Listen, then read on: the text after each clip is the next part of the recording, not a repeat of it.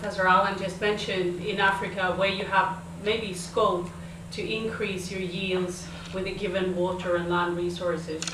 However, even in these areas, it's not like water is abundant, and we have to do quite a lot of management and put in a lot of knowledge and other inputs, including fertilizers, for example, and agrochemicals, to make these yield opportunities being realized and improve our water productivity all over.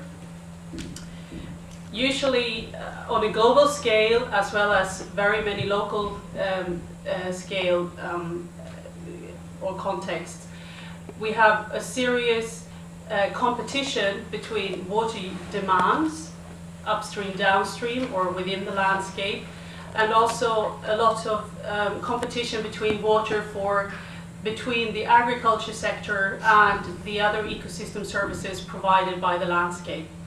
And these ecosystem services are not really easily integrated in economy, whereas a yield we can easily find a dollar price on.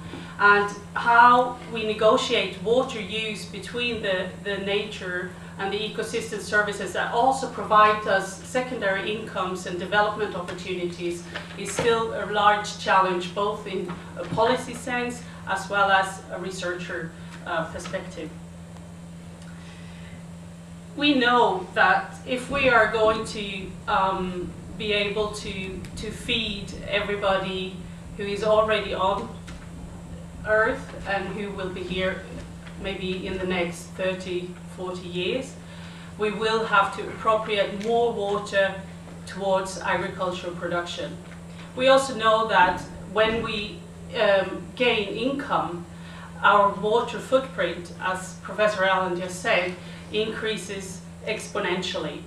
We can find the curves of low-income countries and how they appropriate water related to the calorie supply versus what the GDP per capita in the US or Western Europe, and what we appropriate in terms of water in our consumption.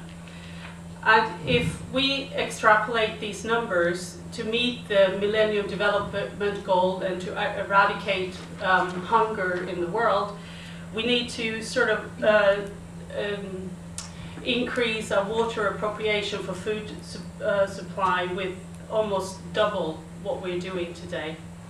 And we might disagree on the exact numbers, but I think it's in the order of doubling. We already have a challenge in terms of the water supply for agriculture, and especially where we have very intensive irrigation agriculture. Whereas we then have these areas where we might be able to improve food production in low-yielding farming systems. And for us, from our research perspective, it's important to identify where these opportunities are and how we can support development in these areas where we think that the ecosystem services and agricultural increase can go hand in hand and not be competing for the same scarce resources.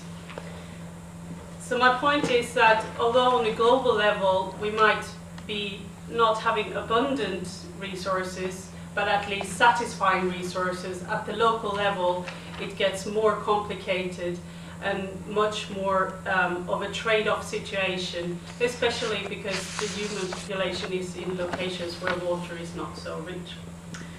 And I would really like to ask the audience here to help researchers to ask the right research questions when it comes to water, land and food security, not just in the developing countries, but on how we can manage and contribute also in a country like the UK. Thank you. Thanks very much. So, it's coming to points relating to Jennie.